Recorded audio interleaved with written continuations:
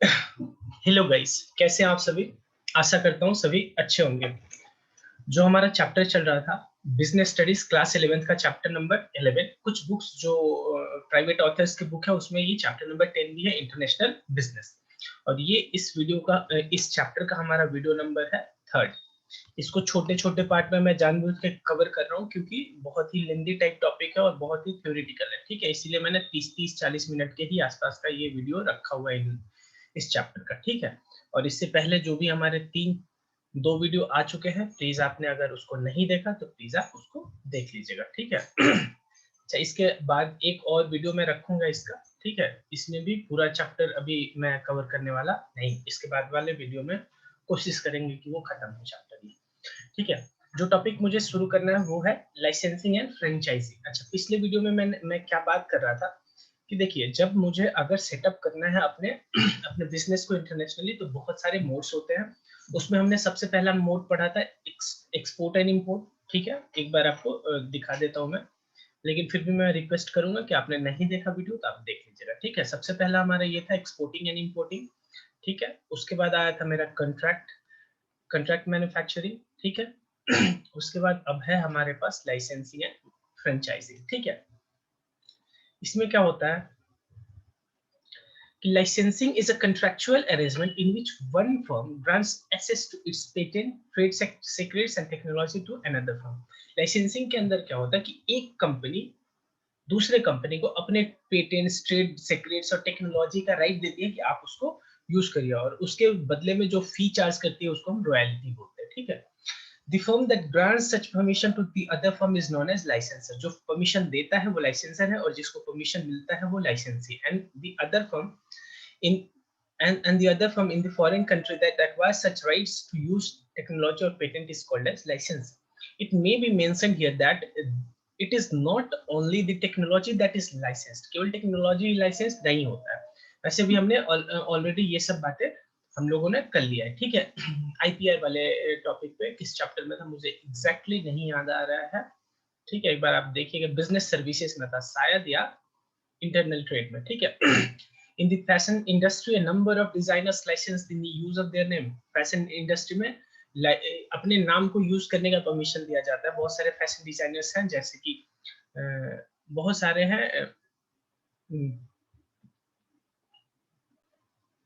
एक वो कौन सा मेहता है, मुझे एग्जैक्टली मनीष मल्होत्रा, सॉरी मनीष मल्होत्रा है। ठीक है, वो लोग डिजाइनर अपने नाम को यूज करने के लिए मतलब परमिशन देते हैं और उसके बदले में वो फी कमाते हैं। ठीक है, in some cases there is exchange of technology between the two firm. Sometimes there is a mutual exchange of knowledge, technology and of patent between the firms which is known as cross licensing. ठीक है, और कुछ case में हमारा technology sharing होता है या cell purchase होता है या रेंडरिंग बोल सकते हैं टेक्निकली, क्योंकि ये सर्विस होगा। ठीक है। अच्छा, कई केसेस में म्यूचुअल एक्सचेंज होता है, ये यानी एक फर्म के पास जो है वो दूसरे को दे देगा और दूसरे फर्म के पास है वो पहले को दे देगा। इसको हम क्या बोलते हैं, क्रॉस लाइसेंसिंग बोलते हैं, जब म्यूचुअली होता है। अच्छा, on the other hand financing जो फ्रेंचाइजिंग है वो गुड्स के केस में होता है। ठीक है, यानी टेंजिबल के केस में फ्रेंचाइजी और इंटेंजिबल के केस में हमारा लाइसेंसिंग होता है। Franchising is a term very similar to licensing। One major distinction between the two is that while the former is used in connection with the production and marketing of goods, अच्छा उसमें production and marketing of goods होता है, the term franchising applies to services business। ठीक है, और sorry मैंने अभी थोड़ा सा देर पहले जो फ्रेंचाइजी और उसके बीच में डिफरेंस दिया था, बोला था, उसको आप भूल जाइएगा, ये देखिएगा। The term franchising applies to services business. ठीक है, फ्रेंचाइज मैंने इधर उधर कर दिया था, मुझे ध्यान नहीं आया। फ्रेंचाइजिंग में मेनली सर्विसेज बिजनेस का बात करते हैं, वैसे दोनों इंटरचेंजेबली यूज होता है, आपको डिफरेंस नहीं पूछने वाले हैं। The other point of difference between the two is that the franchising is relatively more stringent than licensing। Franchisers usually strict rules and regulation and to how to franchise should operate while running their business। यानी franchising में बहुत सारा rule regulation franchisor लगाता है as compare to हमारे licensing के case में licensor ज्यादा लाइसेंस नहीं लगाता है। देखिए लॉजिक भी है, फ्रेंचाइजी के केस में लाइसेंस इसलिए लगाता है क्योंकि उसके प्रोडक्ट का गुडविल कम ना हो।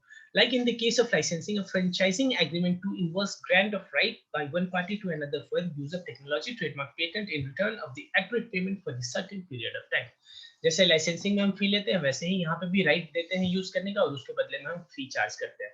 The parent company is called as franchisor and the other party is called as franchise। यानी जो फ्रेंचाइजी देता है, यानी कि जिसके पास अपना राइट था, वो जब देगा, यानी जो रेंट करने वाला है वो फ्रेंचाइजर हो जाएगा, और जिसको जो लेगा रेंट पे, वो हो जाएगा हमारा फ्रेंचाइजी। ठीक है। The franchisor can be any service provider, be it restaurant, hotel। The franchisor can be any service provider, be it a restaurant, hotel, travel agency, bank wholesaler, or even a retailer who has developed a unique technique for creating and marketing of services under its own name and trademark। यानी जिन्होंने, कोई भी हो सकता है जो भी अपने नाम पे कोई ट्रेडमार्क रजिस्टर करवाया होगा, जिसमें जिन्होंने या अपना नाम रजिस्टर करवाया होगा। It is the uniqueness of the technique that gives the franchisor an edge over its competitor in the field। ठीक है। यानी उनके टेक्निक में कुछ यूनिकनेस होगा जो कि उसको एज देगा मार्केट में, यानी कि जो कैपेबल है कि अपने आप को सेल कर पाए। ठीक है। कुछ एज होगा, अलग टेक्नोलॉजी उसी को बोलते हैं ना जो बेहतर हो। कोई अलग टेक्नोलॉजी खराब को तो टेक्नोलॉजी नहीं बोल सकते ना, जो आउटडेटेड हो गया। ठीक है।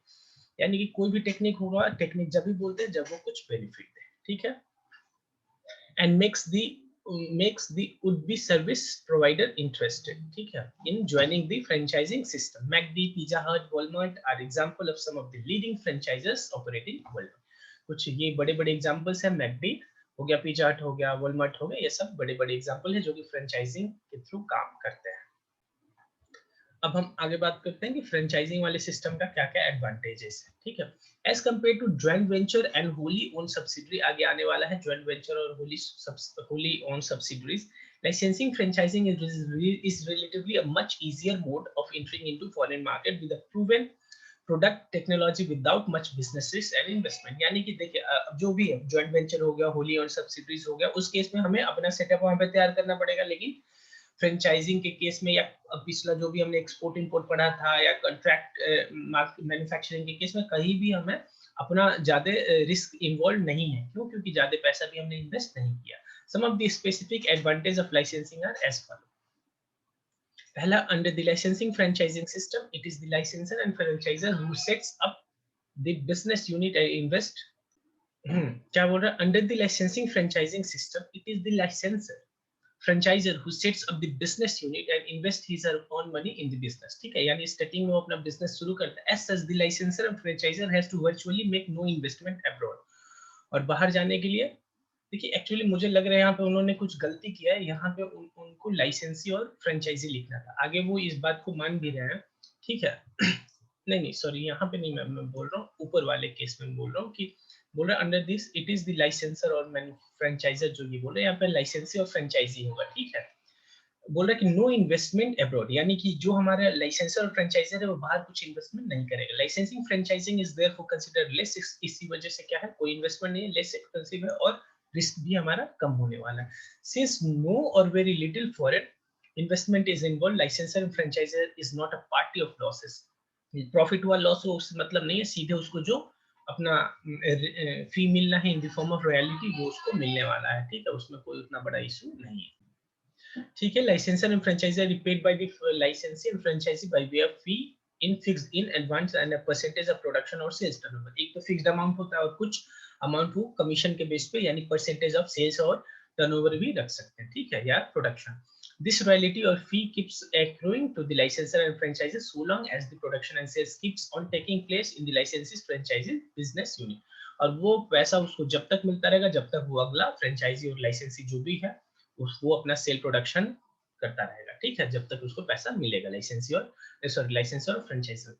Since the business in the foreign country is managed by the licensee and franchisee who is the local person, there are low risk of the business take over और गवर्नमेंट इंटरवेंशन। ठीक है। वहां पे जो भी काम कर रहा है वो अल्टीमेटली लाइसेंसी और फ्रेंचाइजी है, जो कि उस मार्केट के लिए, हमारे लिए जो इंटरनेशनल मार्केट है उसके लिए वो लोकल मार्केट होगा, तो बेहतर चांस है कि वो बढ़िया से वहां पे विद लो रिस्क काम कर पाएगा, क्योंकि वो उस इन्वायरमेंट को बेहतर से जानता है। Licensee franchisee, being a local person, has greater market knowledge and contact which can provide quite helpful to the licensor and franchisor in successfully conducting marketing operation। और अल्टीमेटली वो भी लोकल है अगला पार्टी लाइसेंसी, उसके इसी वजह से वो जो हमारा लाइसेंसर और फ्रेंचाइजर है वो अपने प्रोडक्ट को अच्छे से मार्केट कर पाएगा। As per the terms of licensing and franchising agreement, only the party to the licensing franchising agreement are legally entitled to make use of the licenses, franchises, copyright, patent, and brand names in the foreign country. As a result, other firms in the foreign market cannot make use of such trademark and patent. यानी जो भी हमारा agreement होता है उसमें ऐसा होता है कि जिसको हमने फ्रेंचाइजी के थ्रू उनको दिया हुआ है यूज करने का राइट, वही यूज कर सकते हैं उस मार्केट में, जो भी उसमें टर्म एंड कंडीशन होगा वो मैटर नहीं है। ठीक है। अच्छा, अगला है हमारा लिमिटेशन। क्या है इसका लिमिटेशन, फ्रेंचाइजी का लिमिटेशन क्या है? पहला licensing franchising as a mode of international business suffers from the following weaknesses. इनका ये वीकनेस है। पहला, व्हेन ए लाइसेंसी और franchisee becomes skilled in manufacture और marketing of the license franchised product, there is a danger that the licensee can start marketing an identical product under the slightly different brand. देखिए, जब आप उसको use करने का right देते हैं, उसको मेथड भी बताते हैं, टेक्निक भी बताते हैं कि आप प्रोडक्ट, जैसे मैकडी वाले हैं, मैकडी वाले ने सपोज के दिल्ली में एक अपना आउटलेट खोला और आउटलेट में जिसको भी उन्होंने फ्रेंचाइजी का राइट दिया तो बताइए वो धीरे धीरे मैकडी का जो भी बर्गर बन रहा है या जो भी बन रहा है वो उनको पता चल रहा है कि कैसे बनेगा। तो हो सकता है कल गए वो कुछ और भी सिमिलर नाम से एक ब्रांड खोल कर और अपने प्रोडक्ट को बेचेंगे, क्योंकि वो तो अब बनाना जानते हैं कि कैसे बनेगा और वो बिल्कुल बर्गर वैसे ही बनाएंगे जैसे कि मैकडी बनता है। ठीक है, तो वो कंपटीशन का काम कर सकता है। अगला है, if not maintain properly, trade secret can get diverse to other in the foreign market. अगर सही तरीके से उस पर काम नहीं किया गया तो हो सकता है कि जो हमने फ्रेंचाइजी एक को दिया है वहां से फिर बहुत सारे लोग चुरा ले उसको। ठीक है, तो उस पर थोड़ा सा आपको कंट्रोल करना होगा। Such lapses in on the part of licensee or franchisee can cause severe loss to the licensor। अगर ऐसा गलती हो गया फ्रेंचाइजी से तो फिर ये बहुत बड़ा लॉस हो जाएगा लाइसेंसर के लिए। ठीक है। Over time, conflicts often develop between the licensor and franchisor and licensee and franchisee over issues such as maintenance of accounts, payments of royalty, and non-adherence to the norms relating to the production of quality products। यानी कि कई बार उन दोनों में झगड़ा हो सकता है किस चीज के लिए, अकाउंट्स मेंटेनेंस के रिगार्डिंग, पेमेंट के रिगार्डिंग, रॉयल्टी है। अच्छा, कभी कभी ऐसा हो सकता है कि जो मेरा फ्रेंचाइजी हो, फ्रेंचाइजर जो भी बात बोलता है या जो भी स्टार्टिंग में बोला होगा कि प्रोडक्ट का क्वालिटी स्टैंडर्ड कैसा मेंटेन करना, वो नहीं मेंटेन करा, तो उस पर कॉन्फ्लिक्ट दोनों में हो सकता है। ठीक है, कई बार these differences often result in costly litigation causing harm to both the party। और ultimately ये कोर्ट केस बनेगा और उसमें ultimately दोनों ही पार्टी को लॉस होने वाला है। अगला हमारा fourth method of entering into foreign market है joint venture। Joint venture is a very common strategy for entering into foreign market। Our joint venture means establishing a firm that is jointly owned by two or more otherwise independent firm। ठीक है, simple सा बोल रहा है कि देखिए, जब एक बिजनेस को एक बिजनेस यूनिट को एक से ज्यादा लोग जब ऑन करते हैं, मालिक होते हैं, ठीक है, तो उसको हम जॉइंट वेंचर बोलते हैं। ठीक है, और वो भी जो एक दो लोग होते हैं, लोग नहीं होते, वो भी क्या होते हैं, इंडिपेंडेंट, अलग अलग फर्म्स होती हैं। ठीक है, यानी टू और मोर अदरवाइज इंडिपेंडेंट फर्म, और वो इंडिपेंडेंट लोग नहीं, जब दो तीन लोग मिलते हैं तो वो तो पार्टनरशिप होता है। सिंपल समझिए कि दो चार बड़े बड़े जब फर्म्स मिलते हैं और उनके बीच में जो पार्टनरशिप होता है वो हम उसको ज्वाइंट वेंचर बोल रहे हैं। ठीक है, in the widest sense of the term, it can also be described or as of any form of association which implies collaboration for more than a transitory period। ठीक है, यानी एक फिक्स पीरियड के लिए सभी कोलैबोरेट करके और एक काम करेंगे, फिर जो भी प्रॉफिट होगा वो सभी शेयर करेंगे। अ जॉइंट ओनरशिप वेंचर्स में be brought about the three major ways. और इसके तीन मेजर वेज हैं इसको एग्जिस्टेंस में लाने के लिए। पहला क्या है, foreign investor buying an interest in a local company. एक मान लीजिए हम इंडिया और यूएसए का एग्जांपल लेते हैं, तो यूएसए का कोई इन्वेस्टर इंडियन कंपनी में कुछ पैसा, इन्वेस्टर मतलब कोई कंपनी बाहर की कोई फर्म या कंपनी इंडिया में किसी एक लोकल कंपनी में इन्वेस्ट कर दिया उसने। ठीक है, स्टिक बढ़िया सा बाई कर लिया 20-25% के आसपास। ठीक है, दूसरा, local firm acquiring an interest in the existing foreign firm. यानी इंडिया में एक फर्म चल रही थी, बाहर की फर्म थी, यूएसए की एक फर्म इंडिया में चल रही थी, उसमें लोकल किसी कंपनी ने अपना स्टेक खरीद लिया, ठीक है, फिर दोनों मिलकर साथ काम करेंगे। Both the foreign and local entrepreneurs jointly forming a new enterprises. बाहर से एक बंदा आया, यूएसए का एक बंदा, मतलब कंपनी आई, यूएसए से एक फर्म आई और इंडिया में किसी एक फर्म के साथ कोलैबोरेट करके एक नया एंटरप्राइज खोला। यानी अल्टीमेटली ये 3 मेथड्स हैं हमारे जॉइंट वेंचर्स के, ठीक है। अच्छा, इसका एडवांटेज क्या है? पहला कि since the local partner also contributes to the equity capital of the such a venture, the international firm finds it financially less burdensome to expand globally, ठीक है। यानी जो हमारा कंपनी है, जैसे सपोज करिए यूएसए की फर्म जब इंडिया में आ रही है, मेरी यूएसए वाली फर्म, तो क्या होगा हमारे पास कि अब इंडिया में उसको पैसा लगाना है, तो उसके पास एक इंडिया में साथी मिल गया जो कि उसी बिजनेस में उसके साथ पैसा लगाने वाला है। तो यहाँ पे ये उसके लिए एडवांटेज हो जाएगा कि फाइनेंस का ज्यादा बर्डन फिर नहीं होगा उसके पास, ठीक है। दूसरा, joint ventures make it possible to execute large projects and requiring huge capital outlays and manpower। यानी देखो अल्टीमेटली joint ventures करने का मकसद यही था कि जो हमारा प्रोजेक्ट होने वाला है, यानी उसमें ज्यादा खर्च होने वाला, वो खर्च सभी लोग बियर कर लेंगे, ठीक है, क्योंकि ज्वाइंट वेंचर में सारी बड़ी बड़ी कंपनी मेनली इन्वॉल्व होने वाली है वहां पर, ठीक है। अच्छा, तो मैन पावर हो गया, ह्यूज कैपिटल हो गया, वो सब इजीली मेंटेन हो जाता है। The foreign business firm benefits from the local partners knowledge of the host country regarding the competitive condition, culture, language, political system and business system। जो हमारा लोकल पार्टनर है वो तो उस देश का ही है, होस्ट कंट्री का ही है ना, रिगार्डिंग, तो उसको बढ़िया सा नॉलेज होगा कंपिटिटिव कंडीशन क्या है वहां पे, कल्चर क्या है, लैंग्वेज क्या है, पॉलिटिकल सिस्टम क्या है और बिजनेस सिस्टम क्या है, ठीक है। तो उसका भी एडवांटेज फॉरेन कंपनी को इजीली मिलेगा। हम यहाँ पे मेनली फोकस इंटरनेशनल कंपनी के लिए ही कर रहे हैं। क्यों? क्योंकि इंटरनेशनल कंपनी यहाँ पे आ रही है, यानी उसके लिए वो सिस्टम क्या है, इंटरनेशनल बिजनेस, ठीक है। तो इसलिए हमारा फोकस जो हो रहा है इस केस में भी क्या है, इंटरनेशनल बिजनेस के ही एंगल से हम सब कुछ देख रहे हैं। In many cases, entering into a foreign market is very costly and risky. This can be avoided by sharing cost and risk with a local partner। ठीक है, रिस्की होता है और जैसे हम लोकल पार्टनर के साथ मर्ज होते हैं वेंचर बनाने के लिए, तो उस केस में हमारा शेयर हो जाता है। देखिए, ऑल्दो कॉस्ट शेयर होता है तो कॉस्ट के साथ रिस्क भी शेयर होता है, और ये कॉस्ट और रिस्क शेयर हुआ, इसके कॉरेस्पॉन्डिंग आप देखिए तो जो प्रॉफिट होगा वो भी मुझे शेयर करना पड़ेगा, ठीक है। अब बात करते हैं हम कि लिमिटेशंस क्या है जॉइंट वेंचर का। Major limitation of a joint venture are discussed below। पहला, foreign firm entering into a joint venture shares the technology and trade secret with the local firm in the foreign country, thus always running the risk of such a technology and secret being disclosed to other। देखिए actually क्या होता है, जो बाहर की company है जब India में आएगी, देखिए जो इंडियंस है वो बाहर की कंपनी के लिए क्यों थोड़ा अट्रैक्टिव होते हैं, क्योंकि उनको पता है कि वहां की कंपनी क्या है, उनके पास टेक्नोलॉजी अच्छा अच्छा है, ठीक है। अच्छा, और उनको क्या लालच है, पहला तो कि लोकल है तो यहाँ के पूरे सिचुएशन को, सिनेरियो को हम समझते होंगे। अच्छा, दूसरा उनको ये भी पता है कि इंडिया में लेबर्स भी सस्ते हैं। ये सब दोनों को देखो, कोई भी अपना काम करता है बेनिफिट को ही देखते हुए करता है, तो दोनों को अपना अपना बेनिफिट देखता है।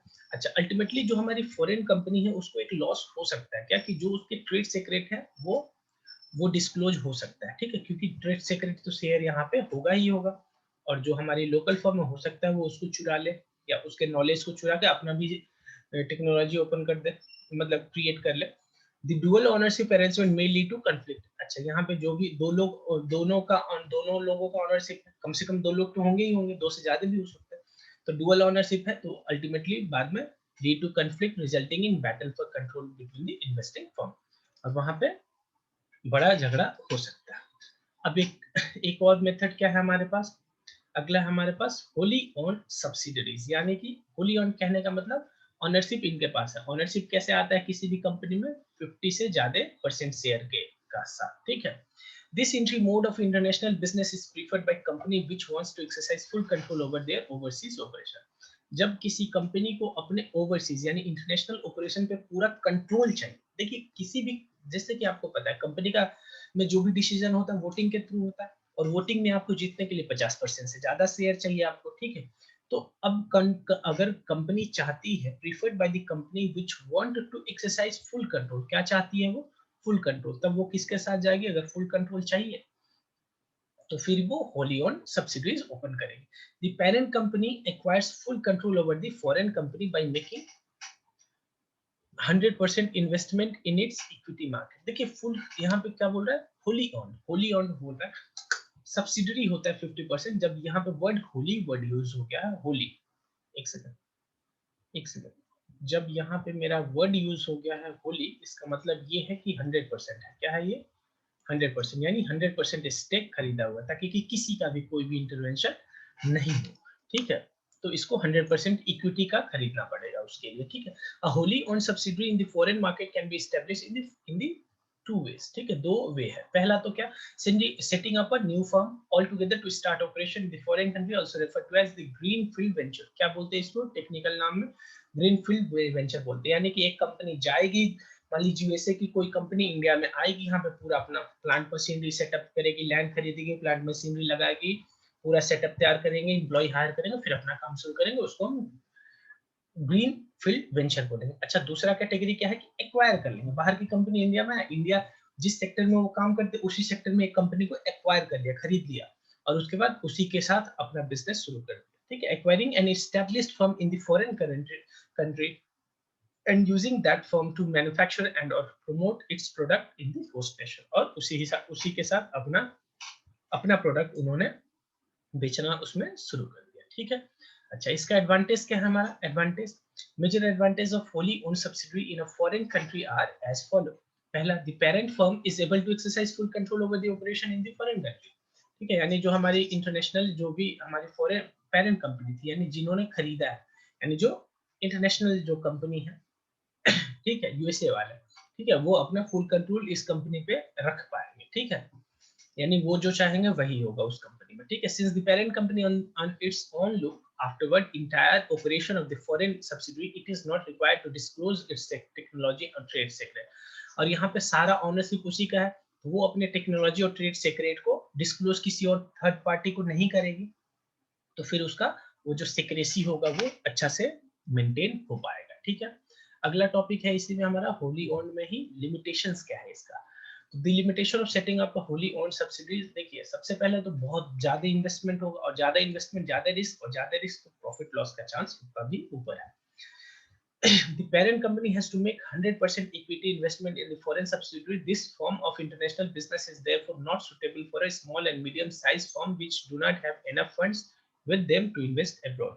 यानी जिनके पास उतना ज्यादा पैसा नहीं है, वो होली ओन्ड सब्सिडीज के साथ नहीं जा सकते, क्योंकि इसमें बहुत ज्यादा ह्यूज इन्वेस्टमेंट होने वाला है। ठीक है, अगला हमारा, since the parent company owns 100% equity in the foreign company, it alone has to bear the entire losses. यानी रिस्क उनका है, एंटायर लॉसेस वही बियर करेंगे, और अल्टीमेटली एंटायर प्रॉफिट भी उन्हीं का होगा। तो एंटायर प्रॉफिट आप एडवांटेज यानी मेरिट में डाल सकते हैं। ठीक है, some countries are averse to setting up 100% fully owned subsidiary by foreigners in their country.